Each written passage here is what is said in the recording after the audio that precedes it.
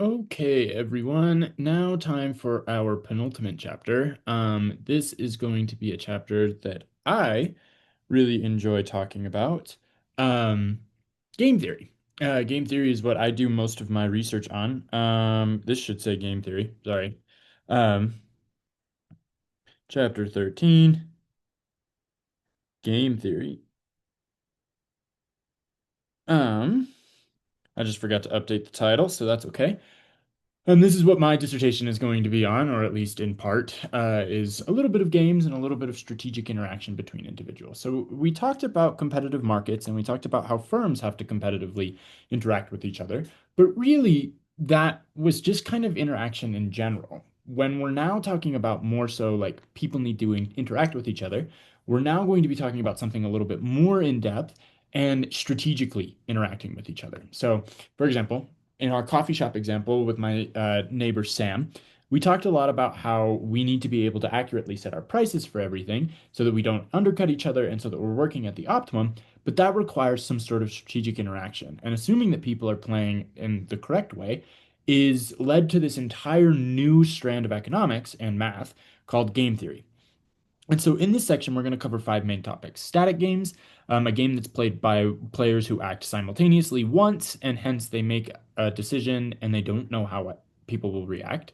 Repeated dynamic games, so if you just play that static game over and over and over again, over many firms, they may use more complex strategy in the one period game because firm actions in one period are going to affect rivals' action in the future period. Sequential games, if a firm acts before its rival, it may gain an advantage by converting what would have been an empty threat to a credible threat. And then there's a couple other things that we won't really cover in this section, but it is looking at auctions and behavioral game theory. And so we've talked a little bit about behavioral economics. And it's important, but I think that there's more important things that we should cover in this class. And so let's just jump right in. So this first video is going to be on static games. This chapter is going to be a little weirder. We're not going to be doing a ton of math, and there's going to be just a lot of me talking at you.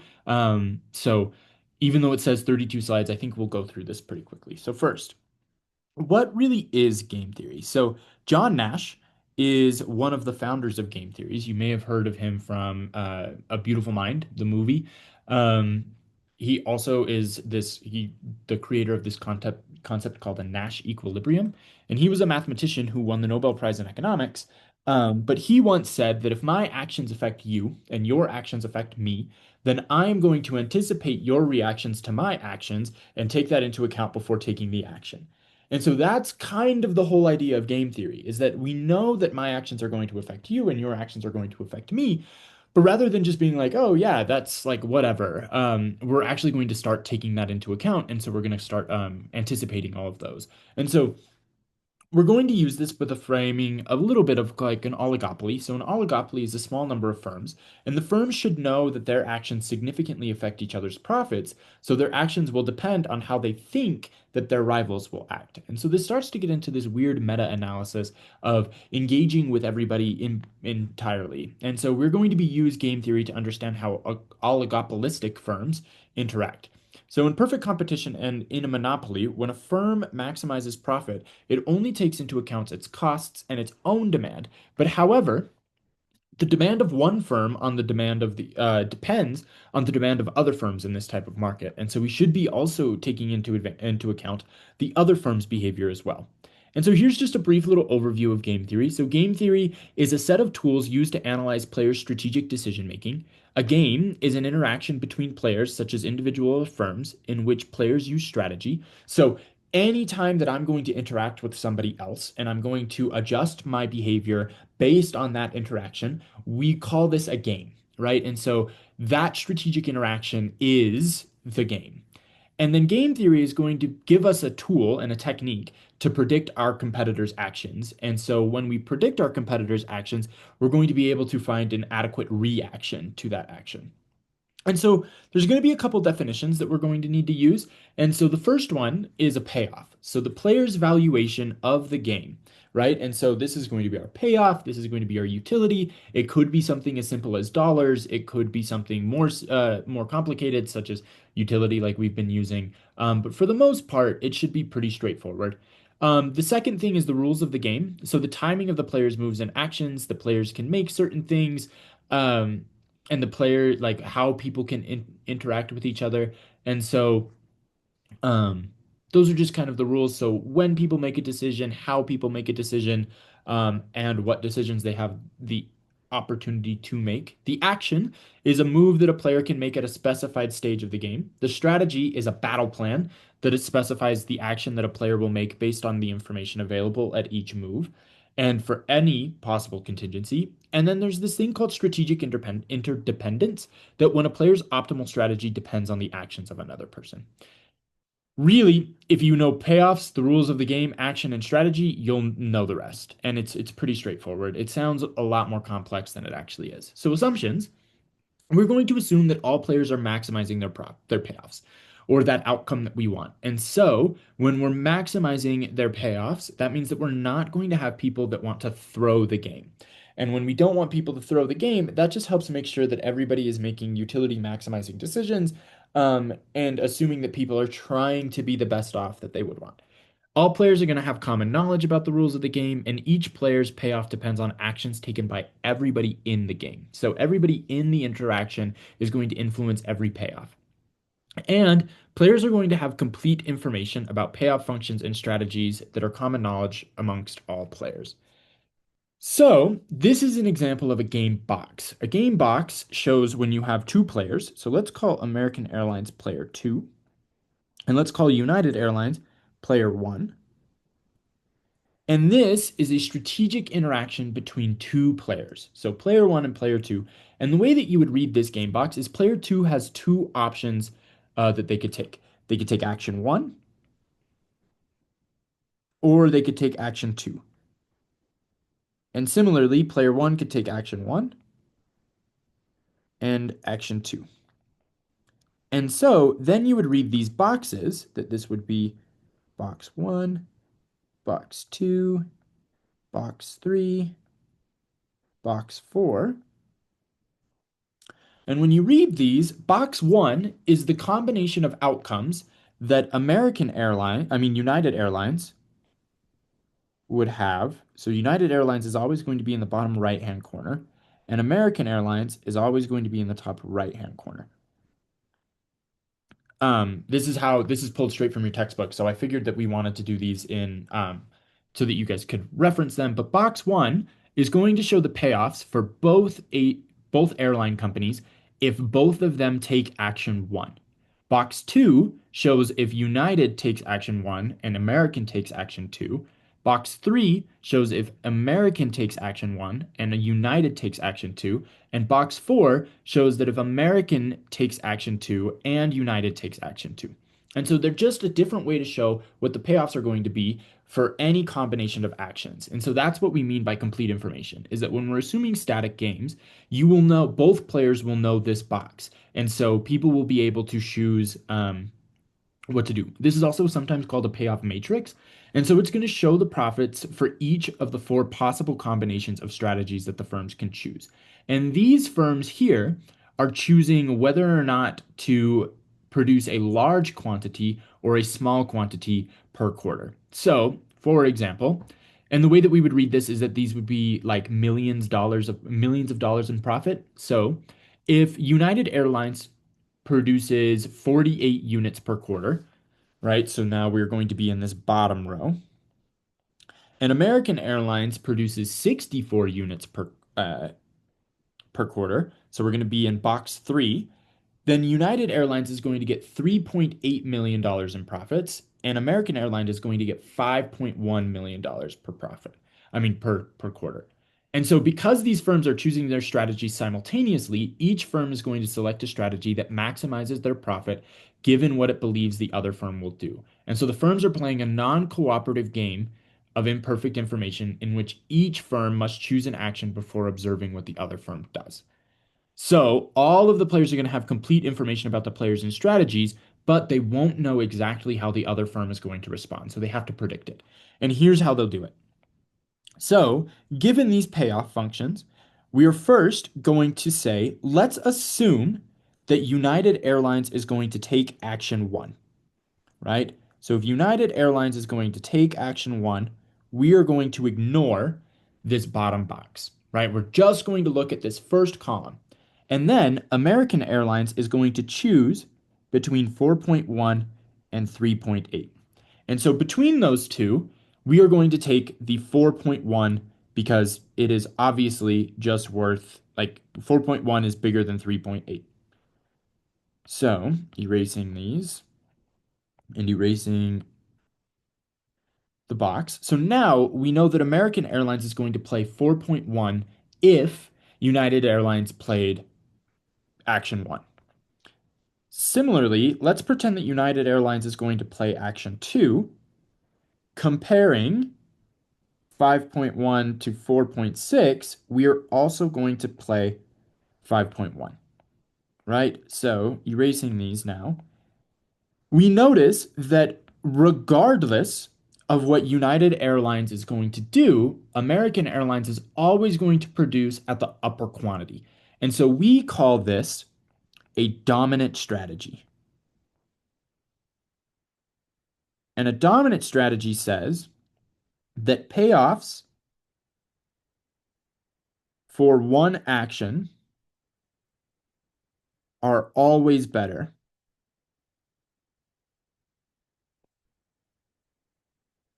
than the other action, regardless of what the other player does.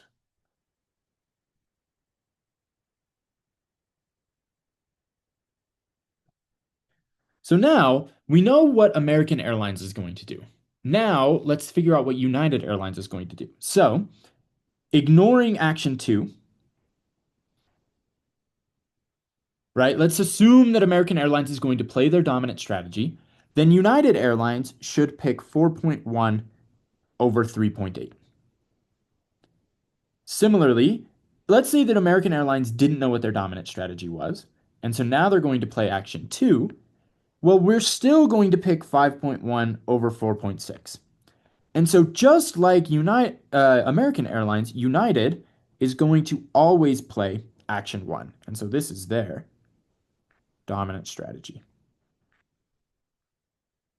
And if you notice, these red lines here in the textbook show that we are going to ignore actions two for both. And so this is going to be what we call the equilibrium,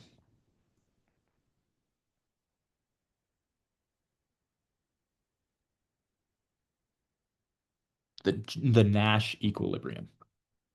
Okay. So here's this. This is what we just talked about. So the dominant strategy is a strategy that produces a higher payoff than any other strategy for every possible combination of their rival strategy. So up here, we picked action one because regardless of if United picked action one or action one was always better. Similarly for United, we're also going to pick action one because regardless if American picked action one or action two, we're going to pick action one. So American Airlines dominant strategy was to play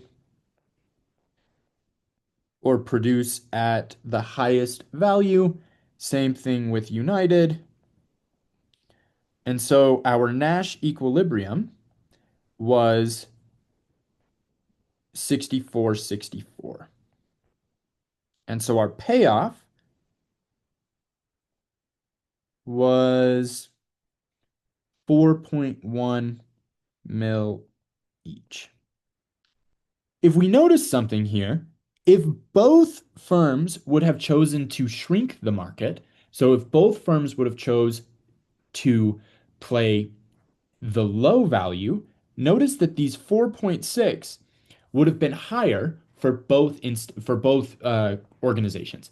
This is what we're calling a prisoner's dilemma. And you probably have heard the prisoner's dilemma mentioned in the past or in a different class. This just means that we are showing it's an example of how strategic thinking between two individuals can lead to suboptimal decisions for both, right? And so if there was this thing called collusion, where both firms were like, yes, we are going to provide at the lower amount, then we would be able to generate a welfare. So this would be what we call the social optimal. But because it requires both firms to move at the same time, and there's no way for us to signal that we are going to be moving if we were one of the players, you are always going to be stuck at the Nash equilibrium of 64 and 64. And so this is the prisoner's dilemma. This is the example. This is the famous example of suppose that you have two prisoners, right? And two people got caught for the same thing. You have two options. You can either confess or you can remain silent. If you both confess, you're both going to be given 5 years. And if only one of you confesses, but the other remains silent, the one that confesses is going to get zero. But over here, let's put these in yellow because we'll do these in varied. If only one of you confesses, the one that remains silent is going to get 20 years and you're going to get nothing. And if both of you do nothing, right, or both stay silent, you'll both only get 1 year, right? And so to think about this, we've got to think about these as negatives, right? Let's suppose that prisoner A is going to confess. If we think that they're going to confess, we're comparing between 5 years and 20 years in prison. So as prisoner B, we are going to pick to play confess. Similarly, if prisoner A is going to remain silent, so now we're just looking at this bottom one, we're comparing between 0 years and 1 year, so we're going to confess. We would rather not stay in jail. And if we want to stay in jail, like if we're going to go to jail, we want to prefer that we're not going to go to jail for a long time. Similarly, prisoner A, if prisoner B is going to confess, we're choosing between 5 years and 20 years. So we're going to pick 5 years. And we're choosing between, if we're going to remain silent, 0 years and 1 year. So we're going to pick to confess. And so the dominant strategy for both, the dominant strategy is always to confess. Even though you will both end up with 5 years in jail, if both of you would have remained silent, you could always pick one. You would have had 1 year in jail rather than five. And so this is our Nash, and this would be our social optimum.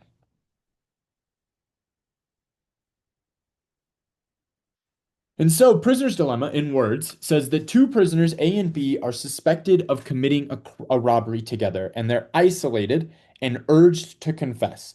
Each is concerned only with getting the shortest possible prison sentence for themselves. Each must decide whether to confess, and without knowing its partner's decision. Both prisoners, however, know the consequences of their decisions. So, the dominant strategy for both is to confess, but overall welfare would be maximized if you would have cooperated and played silent. And so this is a prisoner's dilemma. It's the non-cooperative game of imperfect information. You know your payoffs, but not your opponent's moves. And so now we're going to get into this thing called best response functions. And best responses and Nash equilibriums, if the game has no dominant strategy, you need to find the equilibrium of the game by analyzing our agent's best responses. And so the best response is a strategy that maximizes the player's payoff given their belief about their rival strategies. And so we actually were solving both of the Prisoner's Dilemmas games by using best responses. So a set of strategies between the two people is a Nash equilibrium. If when all other players use these strategies, no player can obtain a higher payoff by choosing a different strategy for themselves. So suppose we come back up here. We know that this corner is a Nash equilibrium, and we'll highlight this in red. We know that this is a Nash equilibrium because if either player were to deviate by themselves, then we wouldn't be generating an improvement, right? So if this player, instead of confessing, chooses to remain silent, they are worse off. So they are always going to be staying at the confess. Similarly, if this person is going to change from confess to remain silent, then their term jumps from 5 to 20, and so they're just always going to stay silent. And so this is a Nash equilibrium. If there's no incentive to deviate from a Nash equilibrium from any player, we call this equilibrium stable. And so there's this other type of game that it's called the chicken game. And if you think about it, imagine you've got two cars that are driving directly at each other. And the furthest person, like the last person to jump out, wins the game, right? And so you have a choice of whether to go or to stop. If you both go, you're going to crash and die. If you both stop, you lose precious seconds of your lives. But if you go and your partner stops, then you win, right? You win the game. So now, what is your best outcome? You got to determine the best response, and you want to find the Nash equilibrium where nobody has an incentive to stay. So let's do the same thing. Let's play our game, right? So let's suppose that we are assuming that our partner is going to go. And if our partner is going to go, then our best response is to stop. Similarly, if our partner is going to stop, our best response is to go, right? Because go wins us the game compared to stop. Similarly, now let's look from our opponent's perspective. Assuming that we are going to stop, our partner's best incentive is also to stop. Is to go. But assuming that we were going to go, our partner's best incentive is to stop. And so our best response is then something like this. If go, if for our best response, if our partner goes, we should stop. And if our partner stays, we should go. And the Nash equilibriums here, we actually have two. We have two Nash equilibriums, and that's perfectly fine. That Nash equilibrium, and it's also the social optimums because the sum of the two is the same. So we can also look at this thing from an extended prisoner's dilemma perspective as well. And so when we're thinking about this extended prisoner's dilemma, we can start thinking about what would be like the difference instead of making two decisions is now let's say that there was an even higher decision to make. So remember, if we would boil down our box simply to this, it was just our original game, right? But now there's a fun third option that we have to do. And so for practice, let's just do it all. So let's suppose that American Airline is going to produce at our new highest bid. Then, comparing all of these, right, our best response would be to do it the lowest, right? So now let's assume that American is going to do it in the middle. Well, our best response would be to go in the middle. And finally, let's assume that American Airlines is going to produce at the smallest amount. Well, then our best response would be to produce at the middle. And so now notice that because everything is not in one line, right? If everything was here, we would have a dominant strategy.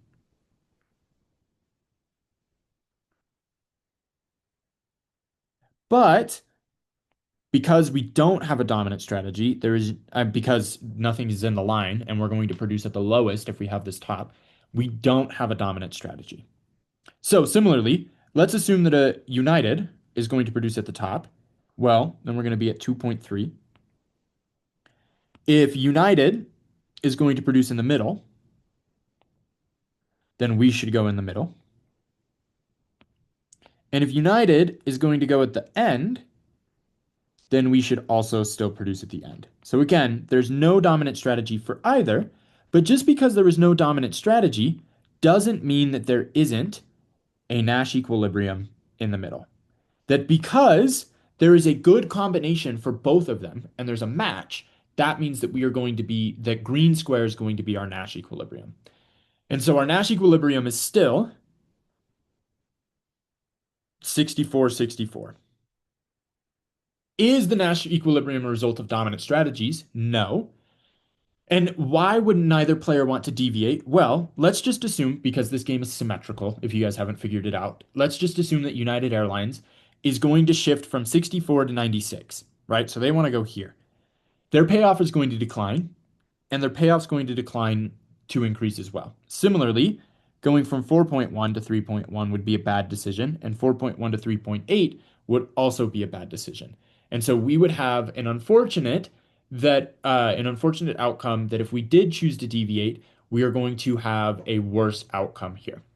So let's come with one example, another example, a failure to maximize our joint payoffs. So in this example, table 13, this is table 13.3, it shows an advertising game in which each firm can choose to advertise or not, with two possible profit matrices. In the Nash equilibrium, the collective profit is not maximized in the first game, but it is maximized in the second game. So, in the first game, panel A, the firm's advertising does not bring in new customers to the market, it only steals from the other persons in the market. But because each firm must decide whether or not to advertise at the same time, neither firm knows the strategy of what it must choose. Right? So if neither firm advertises, each firm is going to make a profit of two. Right? So if we don't advertise, we're going to have two and two.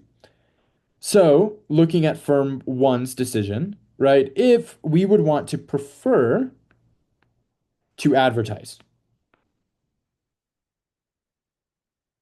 right? So we are going to prefer to advertise for both instances. And because, regardless of the other person's strategy. And so this means that this box down here is our Nash equilibrium resulting from dominant strategies.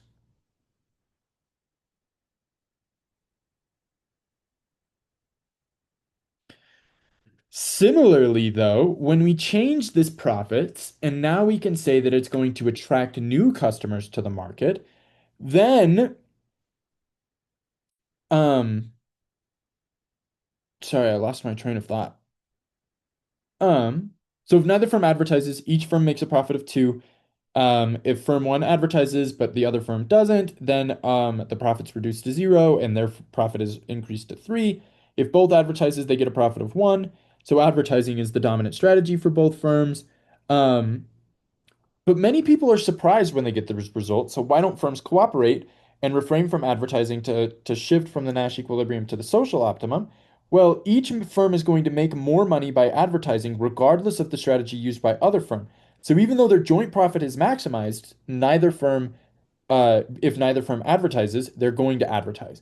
So in the advertising game in panel B, advertising brings new customers to the market, and so consequently, it's going to help both firms. That is, each firm's advertising has a market expansion effect. So if neither firm advertises, both can earn two. But if only one firm advertises, the profit raises to four.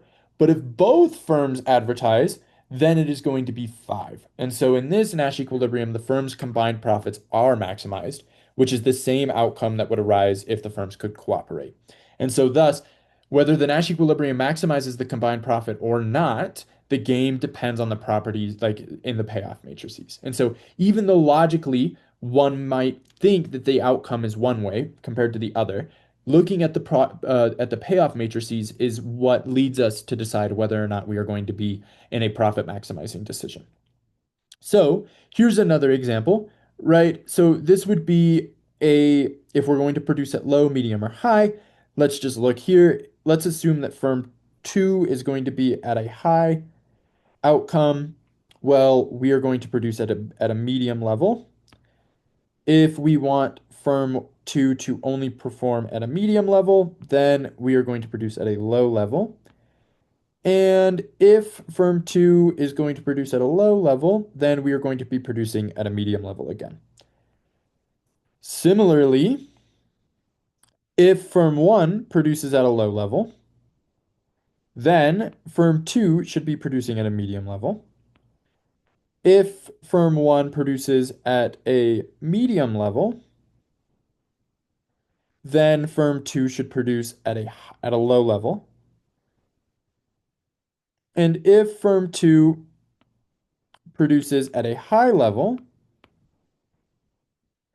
then we should be producing at a medium level. And so if we notice here, there are two Nash equilibria, right? So our Nash equilibria in this instance is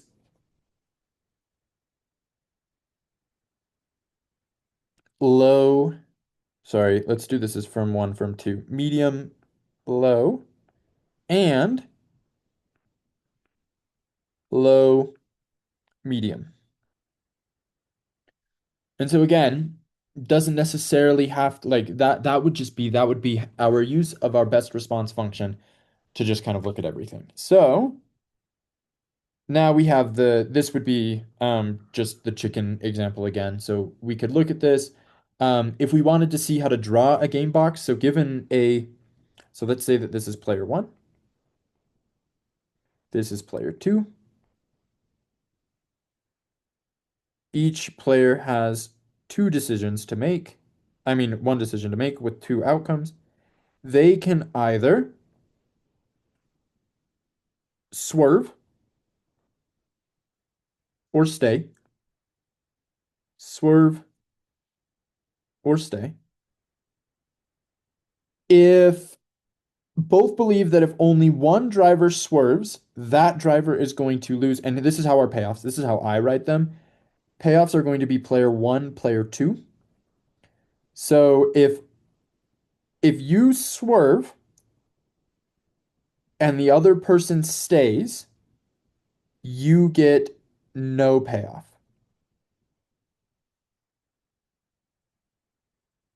And the other gains some self-esteem payoff. If both swerve, no harm is done to either, and so you get to save your life. But if both crash,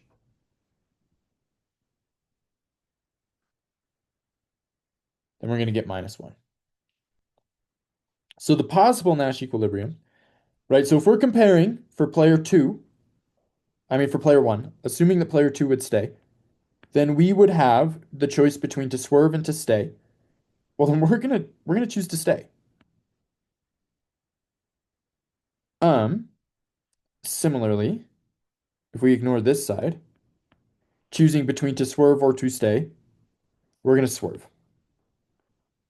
And this is a symmetrical game. If I could figure out how to erase, it's going to be the same here. So the Nash equilibrium, just like in the chicken game, are going to be to stay if swerve or swerve if stay. Now, one thing I will say is that let's suppose that these were zeros, right? They're not, but let's just suppose for argument's sake. If there is a tie in something, you will always mark both of them down, right? So let's come back. Let's rewind for a second, right? So, oh my goodness. Assuming that those were the same, if we're choosing between swerving and staying here, and our payoffs are the same, we're going to say that we are indifferent to one thing or the other. So it doesn't matter what one we pay. Our best response is still going to be the same. So let's just back this up so that this matches the example for when I upload the slides. So we should be good here. Okay. Oh, here, I guess I'll just move this down.